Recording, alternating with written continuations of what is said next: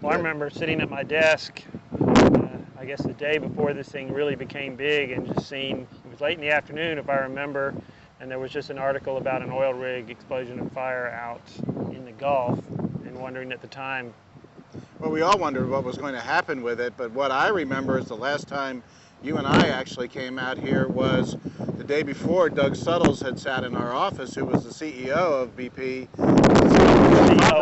Chief Operating Officer, and told us that really they didn't expect anything more than tar balls. There was no real oil off of our beaches, and that we were okay. The next day we woke up, and this whole stretch of beach was covered with black. That's right. We woke up and we came into the office, and people who live on the island had sent us photos, thankfully, that showed that there were a lot of tar mats, and it was really hard to believe at first. Yeah, and in fact, we decided to come out and look at it. And I remember we drove out, first came here to the pier and just looked up and down.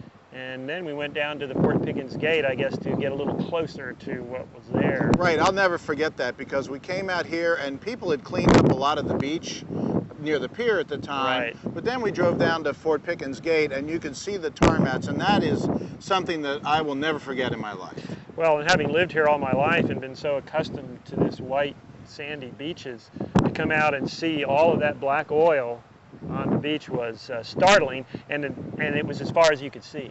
And that changed the story for us, obviously, because we went into a what happens if it hits the beach to now it has hit the beach, what happens. And I have never worked a story in the 30-plus years that I've been a journalist where you didn't know what the ending would be. There was not going to be an end, and there were so many questions. You know, this could have been a whole different story if this had been heavy oil. And then even the stuff we got on our beaches, which was pretty streaky because you could see it down the beach, it wasn't like a solid coating of black oil, but we could have had that, depending upon what kind of oil they found. We also had a lot of local folks who I think turned out to be heroic in what they were doing, not just with the cleanups, but you had people like Grover Robinson, who was really fighting for autonomy and to make sure that the Coast Guard was paying attention to Pensacola Beach.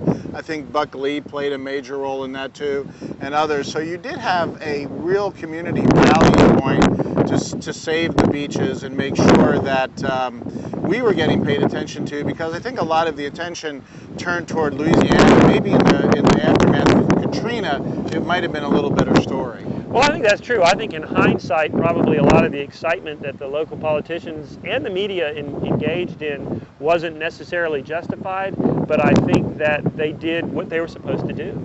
So we'll be having our anniversary special coming up in April. We'll be taking a look not only at what happened, but where we go from here, as the research is still done on the impact.